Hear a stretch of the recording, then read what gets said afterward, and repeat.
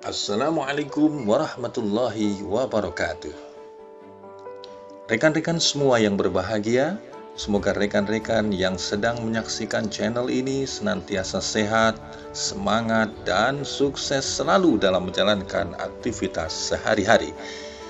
Di video kali ini, channel SH Garuda akan menayangkan rekaman video ahli hukum pidana dan HAM, Bapak Dr. Abdul Haris Semendawai, SH.MH, mantan Ketua LPSK, Lembaga Perlindungan Saksi dan Korban, dalam sidang pra-peradilan mantan Bupati Kepulauan Talaut versus KPK yang berlangsung di Pengadilan Negeri Jakarta Selatan.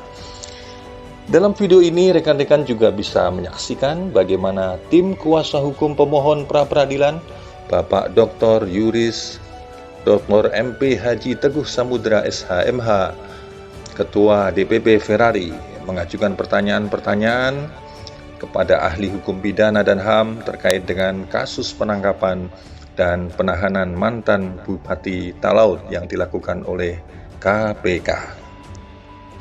Saya haturkan banyak terima kasih kepada rekan-rekan yang telah subscribe, like, and share channel ini.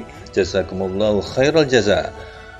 Bagi rekan-rekan yang belum tekan tombol subscribe, like, and share channel ini, saya mohon segera klik tombolnya ya, oke? Karena dukungan rekan-rekan sangat berarti bagi perkembangan channel ini. Terima kasih dan selamat menyaksikan.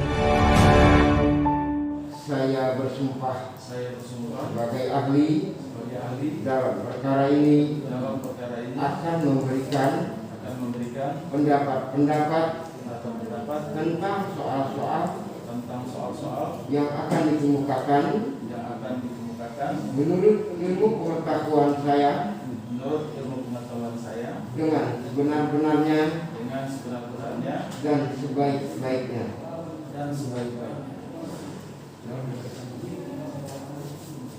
Silakan kuasa pemohon ahlinya. Ya, terima kasih. Saudara ahli, untuk dijelaskan dalam forum persidangan yang mulia ini tentang hal-hal sebagai berikut. Menurut putusan Mahkamah Konstitusi nomor 21 PUU 12/2014 tanggal 28 April 2015, dalam hal seseorang ditetapkan sebagai tersangka itu didasarkan pada minimal 2 alat bukti.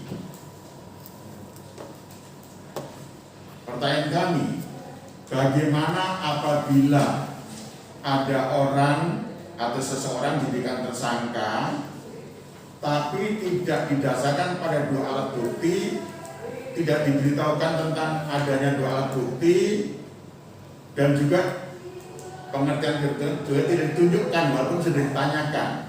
Bagaimana menurut pendapat ahli? Terima kasih. Dari pertanyaan tadi saya mengatakan bahwa seseorang pada saat dinyatakan sebagai tersangka itu harus didasarkan pada minimal 2 alat bukti, dan 2 alat bukti itu sudah ditentukan sebagaimana yang tercantum di dalam pasal 184 KUHP, dan karena ini terkait dengan kasus korupsi ditambah 2 jenis alat bukti yang lain. Dan apabila dan berdasarkan putusan tadi sudah disampaikan, berdasarkan putusan Mahkamah Konstitusi, pengertian dari bukti permulaan yang cukup itu adalah minimal 2 alat bukti. Berarti salah satu dari bukti-bukti yang sudah disebutkan tadi, apakah saksi atau ahli atau bukti surat, itu harus ada terlebih dahulu sebelum seseorang itu dinyatakan sebagai tersangka.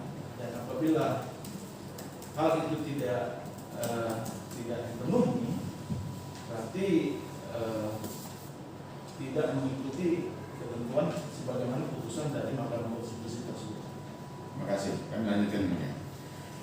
Mahkamah Konstitusi dalam putusan menyatakan juga selain tadi 2 alat bukti juga harus disertai pemeriksaan calon tersangka. Mohon ahli dapat menjelaskan yang dimaksud disertai pemeriksaan calon tersangka itu maknanya pemeriksaan yang bagaimana? Ya, sejauh pemahaman saya atas putusan tersebut dikatakan bahwa sebelum seseorang dinyatakan tersangka, alat buktinya sudah ada, harus ada terlebih dahulu. Sudah ada terlebih dahulu. Jadi bukan setelah dinyatakan tersangka baru buktinya dicari. Tetapi buktinya harus ada terlebih dahulu. Nah, terkait dengan tersangka itu berdasarkan putusan tersebut dikatakan bahwa sebelum dinyatakan sebagai tersangka, yang bersangkutan harus diperiksa dulu sebagai saksi. Ya. Jadi diperiksa dulu sebagai saksi. Kemudian ada alat bukti yang lain juga. Nah, kalau itu terpenuhi baru dinyatakan sebagai tersangka. Lanjut, saudara ahli, sepengetahuan ahli, apakah penyidik atau petugas dari Komisi Pemberantasan Korupsi Republik Indonesia itu harus mentaati ketentuan-ketentuan baik putusan Mahkamah Konstitusi yang berhubungan dengan Undang KPK maupun KUHP, juga harus mentaati ketentuan dalam KUHP? Wajib tunduk atau tidak menurut ahli? Mohon jelaskan. Ya, terkait yang KUHP ya. Hukum acara dalam proses penegakan hukum tindak pidana korupsi itu ada hukum acara yang diatur di dalam Undang-Undang Tindak Pidana Korupsi dan ada yang tidak diatur dalam Undang-Undang Tindak Pidana Korupsi. Untuk yang diatur dalam tindak pidana korupsi, mereka bisa menyimpangi ketentuan yang ada di dalam KUHP. Tetapi untuk yang tidak diatur secara spesifik di dalam undang-undang korupsi tadi, mereka harus patuh pada ketentuan yang ada di dalam KUHP. Itu hukum acaranya. Bahkan saya ingin menambahkan sedikit, mungkin di sini ada pasal yang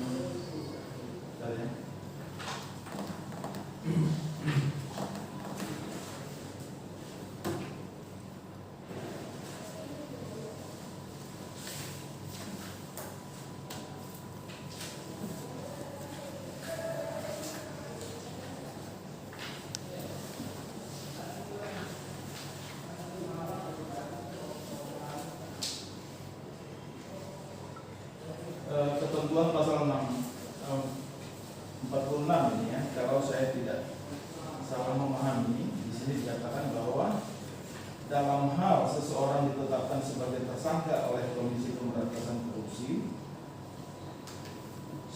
terhitung sejak tanggal penetapan penetapan tersangka dilaksanakan berdasarkan ketentuan hukum acara pidana. Taat pada KUHP ya? Ya, ini kan taat pada KUHP. Ya, sebentar KUHP. Saudara ahli, oleh karena ahli menerangkan tadi bahwa petugas atau penyidik KPK pun harus taat pada KUHP sepanjang tidak diatur di dalam Undang-Undang KPK secara khusus. Ya. Di dalam penangkapan, KUHP mengatur wajib didasarkan pada bukti permulaan yang cukup, dilakukan dengan tidak sewenang-wenang, berpihak pada landasan hukum, tidak menggunakan kekerasan, dengan surat perintah penangkapan. Kemudian ada pertimbangan subjektif daripada petugas itu.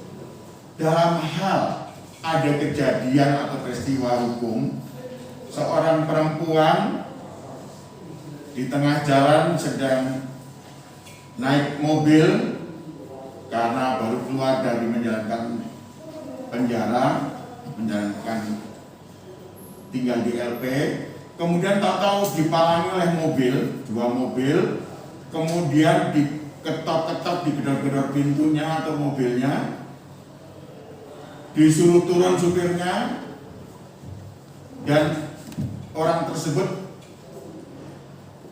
dibawa ke tempat institusi yang melakukan perbuatan seperti itu. Apakah perbuatan yang dilakukan seperti yang saya kemukakan tadi itu sesuai dengan ketentuan hukum acara yang berlaku, dan apakah perbuatan seperti itu menghormati hak asasi manusia atau bahkan melanggar hak asasi manusia? Mohon pendapat ahli dapat dijelaskan. Ya, yang pertama saya ingin menjelaskan bahwa dalam pelaksanaan penegakan hukum pidana itu penghormatan terhadap hak asasi manusia itu harus dilakukan. Dan penghormatan terhadap hak asasi manusia itu tercermin dalam berbagai ketentuan yang telah disebutkan di dalam KUHP dan peraturan-peraturan yang lain.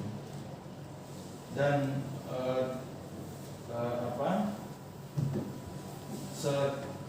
dalam proses penangkapan atau dalam melakukan suatu upaya paksa yang dilakukan oleh penyidik, sudah ada aturan yang jelas yang tidak boleh sebenarnya disimpangi karena dapat berakibat pada pelanggaran terhadap hak asasi manusia. Nah, karena itu beberapa hal yang menurut saya juga perlu kita lihat bersama ya, sebagaimana juga yang ada disebutkan ini dalam bukunya Yahya Harahap, pembahasan permasalahan dan penerapan KUHP. Syarat penangkapan itu adalah ada bukti permulaan yang cukup, artinya minimal 2 alat bukti tadi. Dan alat bukti itu pasal 184. Kemudian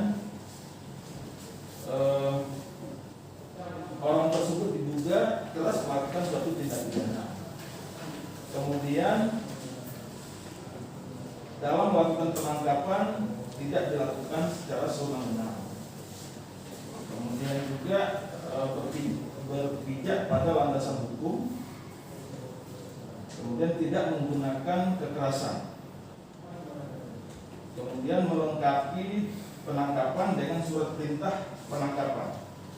Nah, surat perintah penangkapan ini sudah jelas disebutkan dalam pasal 18 ayat 1 dan 2 KUHP, yaitu pelaksanaan tugas penangkapan dilakukan oleh petugas kepolisian negara. Ini berdasarkan KUHP ya. Apakah itu nanti berlaku juga untuk KPK, nanti kita lihat ya.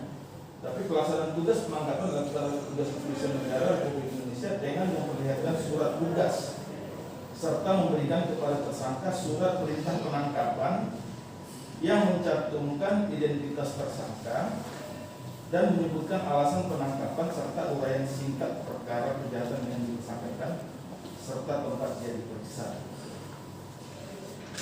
Nah, kemudian selain itu juga dalam melaksanakan penangkapan wajib juga dipertimbangkan yaitu keseimbangan antara tindakan yang dilakukan dengan bobot ancaman. Kemudian misalnya tadi perempuan ya, terkait dengan perempuan. Kemudian senantiasa menghargai, menghormati hak-hak tersangka yang ditangkap. Kemudian tindakan penangkapan bukan merupakan pemukulan bagi tersangka. Jadi meskipun penyidik itu memiliki kewenangan dalam melakukan penangkapan, tetapi syaratnya kan harus dipenuhi. Nah, selain syarat dipenuhi, prosedurnya juga harus dipenuhi. Nah, prosedurnya misalnya tadi apakah pada saat melakukan penangkapan itu dilakukan dengan tata cara atau prosedur sebagaimana yang sudah ditentukan dalam KUHP. Kemudian yang lain adalah apakah memang tadi mempertimbangkan keseimbangan antara tindakan yang dilakukan dengan bobot ancaman. Dengan cara menggedor misalnya tadi, menghalang-halangi, apakah itu sesuai atau tidak. Kemudian senantiasa menghargai, menghormati hak-hak tersangka yang ditangkap. Misalnya ini kan apakah perkara tersebut atau seorang yang akan ditangkap ini dia tertangkap tangan atau seperti apa?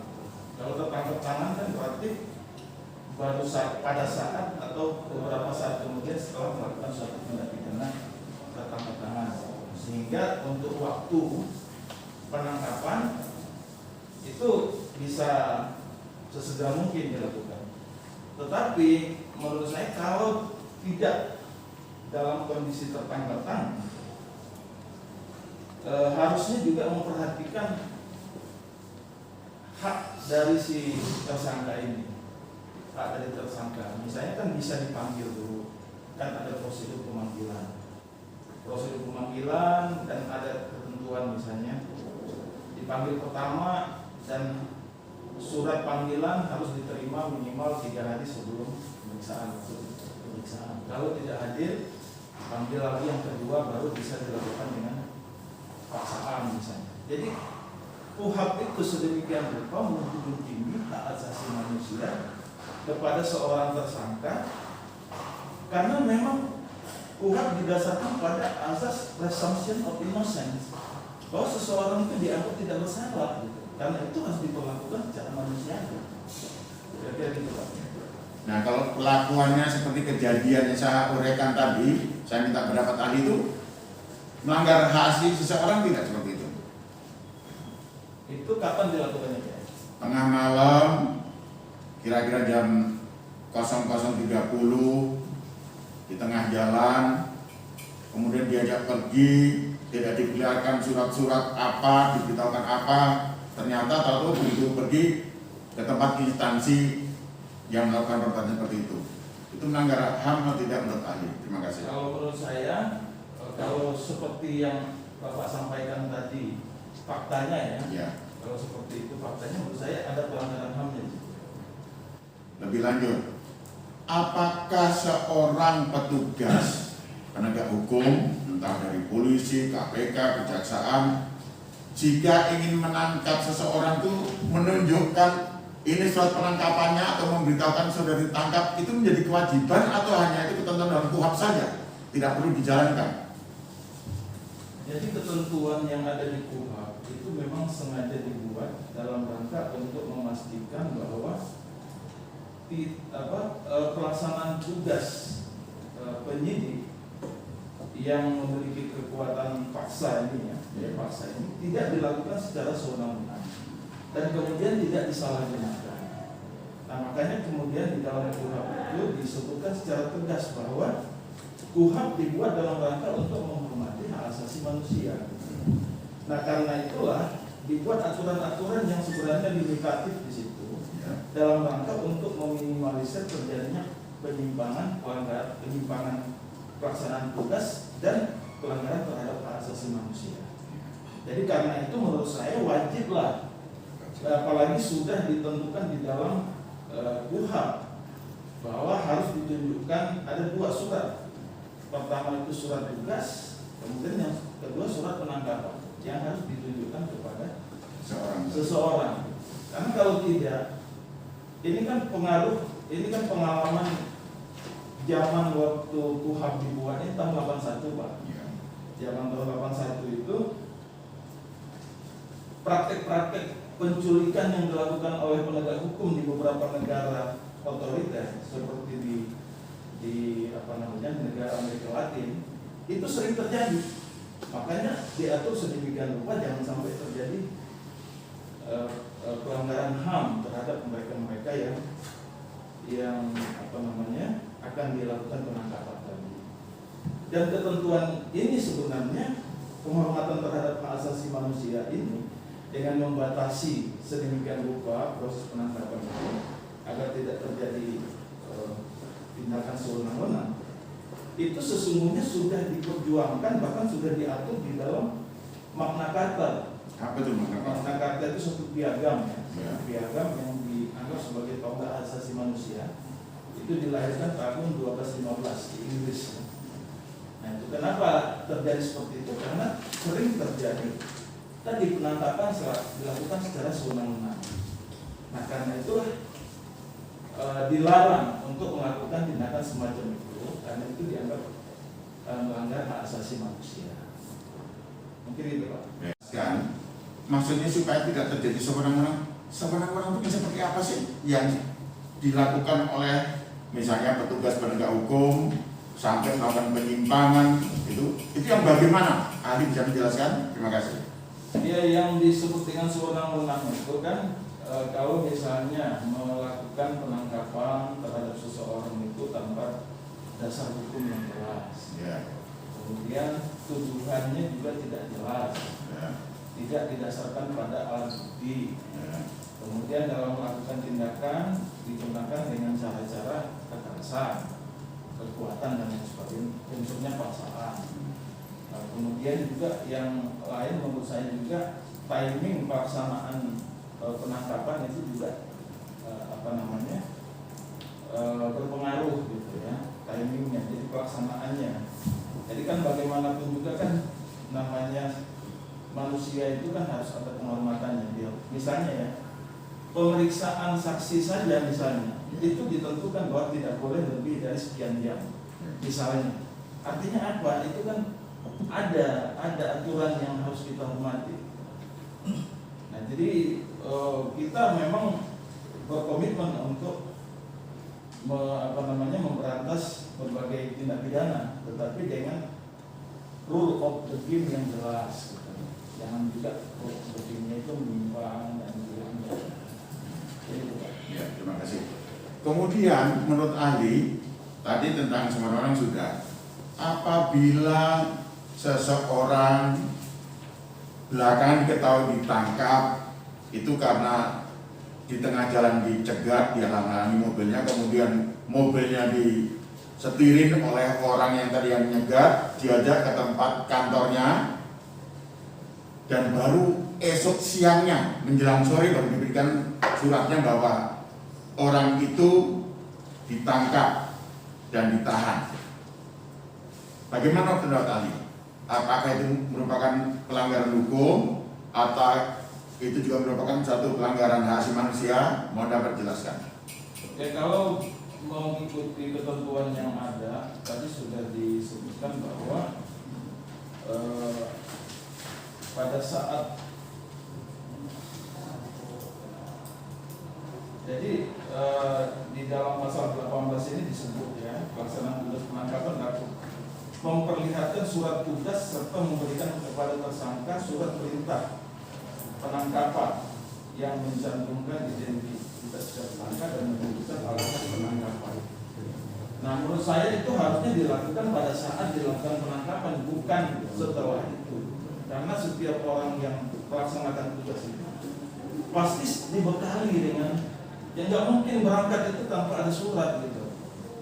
Di mana-mana saya kira ketika bertugas yang resmi melaksanakan tugas pasti ada surat tugasnya.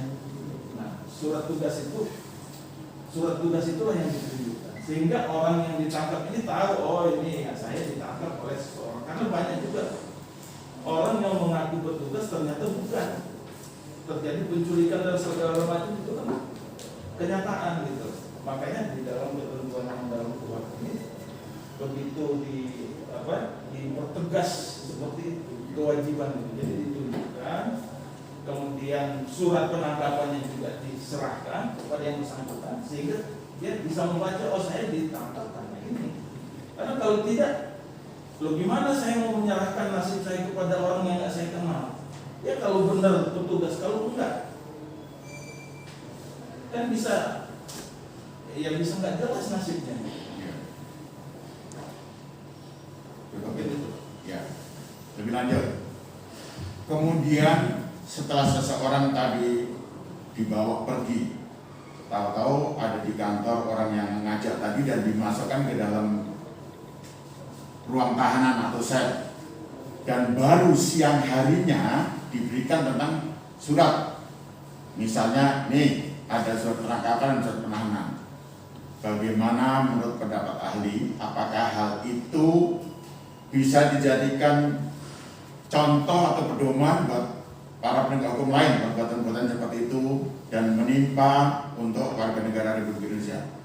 Ya, tadi saya sudah sampaikan ya bahwa surat-surat tersebut harusnya diserahkan di awal pada saat tindakan penyidikan itu akan dilaksanakan, tindakan penangkapan itu akan dilaksanakan.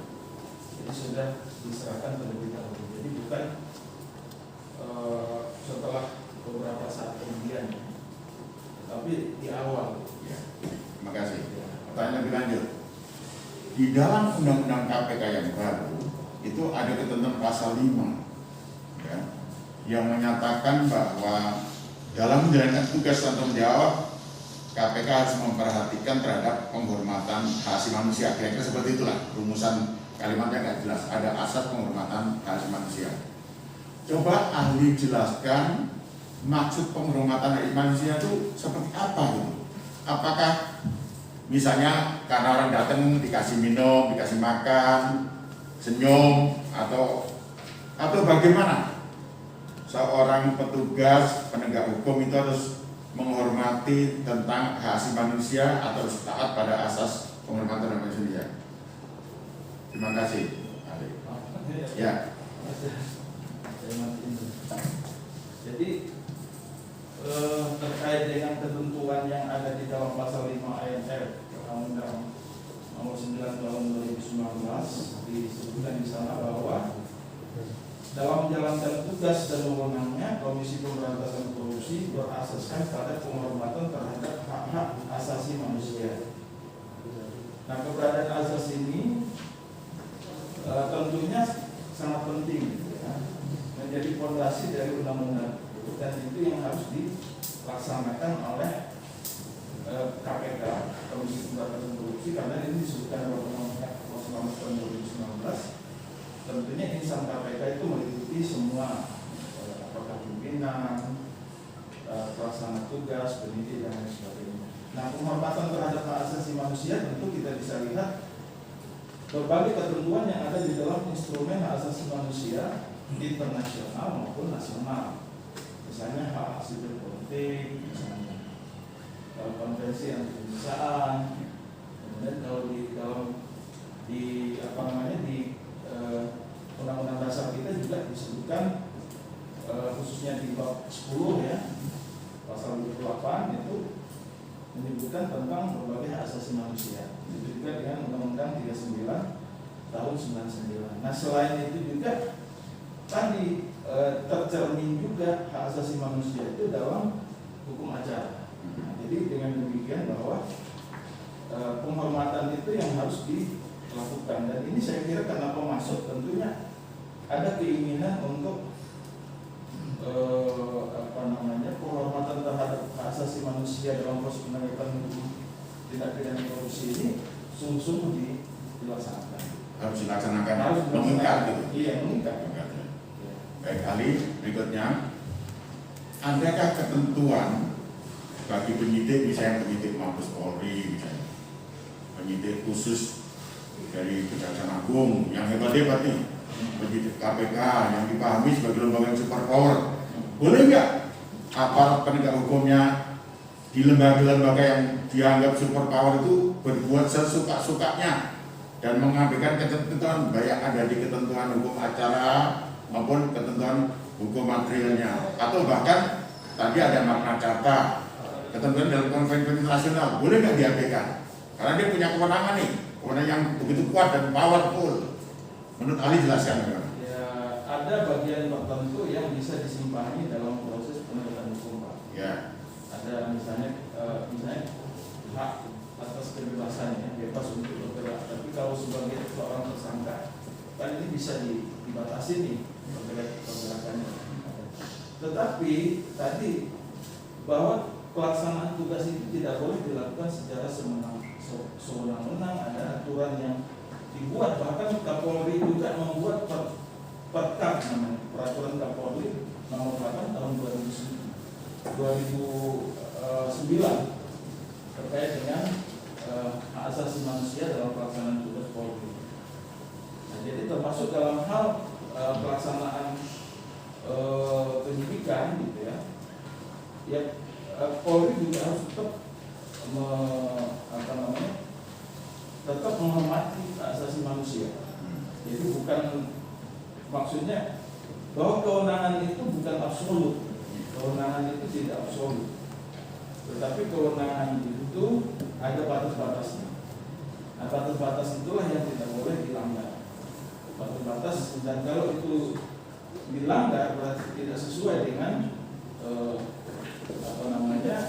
ketentuan yang ada di dalam instrumen internasional lain, menurut saya itu adalah pelanggaran hak asasi manusia. Jadi hal itu juga mengikat untuk tugas dari KPK, dari Kejaksaan Agung, semuanya ikut ya, taat pada itu ya. Kemudian pertanyaan saya terakhir, dalam hal yang telah dijelaskan oleh ahli dari awal tadi sampai sekarang, kemudian terjadi oleh aparat penegak hukum, hal itu tidak dilaksanakan atau tidak dipenuhi, bagaimana menurut pendapat ahli akibatnya perbuatan hukum yang seperti itu? Kalau misalnya ada perbuatan yang melanggar ketentuan yang ada, tentunya ada konsekuensi hukumnya. Konsekuensi hukumnya bisa bermacam-macam tergantung pelanggaran yang dilakukan. Misalnya tadi ketentuan yang ada di KUHP menetapkan seorang tersangka minimal dengan 2 alat bukti. Jadi kalau tidak berdasarkan 2 alat bukti, berarti kan bisa penetapan itu bisa dibatalkan gitu. Jadi ya ada konsekuensi hukum gitu terhadap pelanggaran itu, tapi sangat tergantung dari pelanggaran yang dilakukan. Terima kasih yang mulia, dikatakan cukup. Oke, Terima kasih ahli. saudara ahli, setiap orang tetap diminta untuk menghormati yang namanya presumption of innocence. Tapi apabila presumption of innocence itu tidak dilaksanakan, tidak dilakukan oleh para pelaku penegak hukum itu sendiri, bagaimana menurut ahli?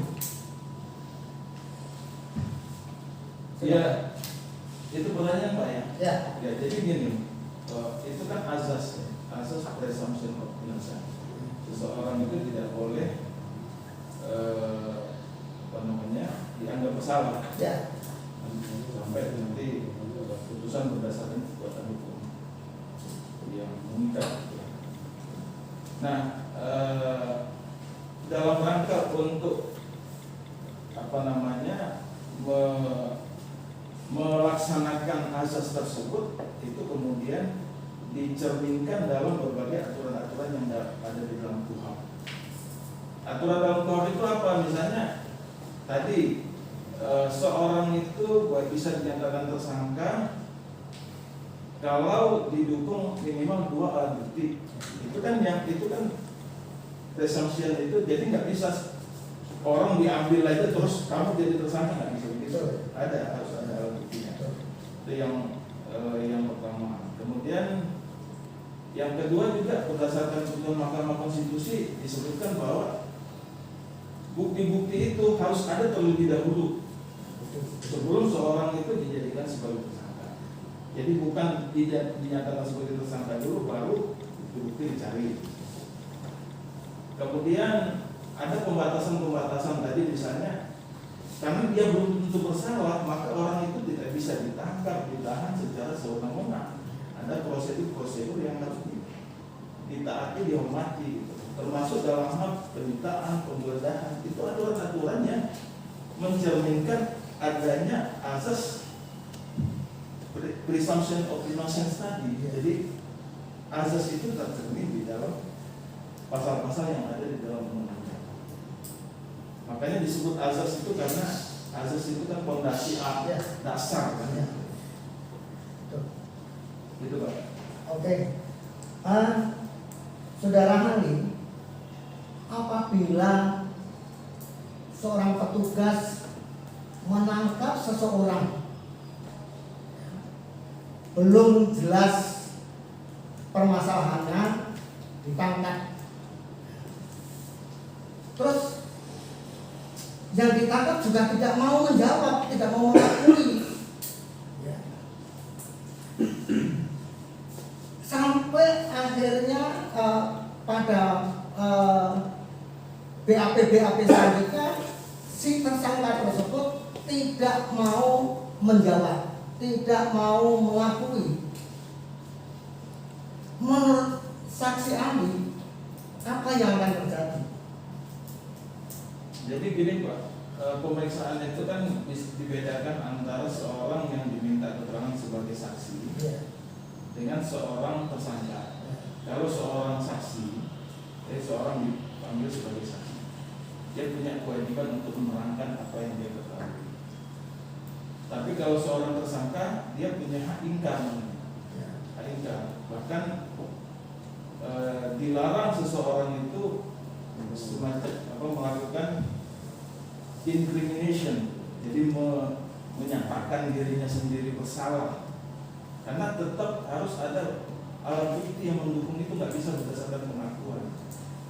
Itulah esensi dari hak asasi manusia itu kan sebenarnya itu. Nah, karena itu kalau dia saksi, saya ingin katakan sebagai seorang saksi, seseorang yang mengetahui adanya suatu peristiwa pidana, kewajiban buat dia untuk menerangkan. Tapi sebagai tersangka dia punya hak ingkar. Nah, sekarang statusnya sebagai apa? Kalau dia sebagai saksi dia harus menjawab, tapi sebagai tersangka dia punya hak ingkar.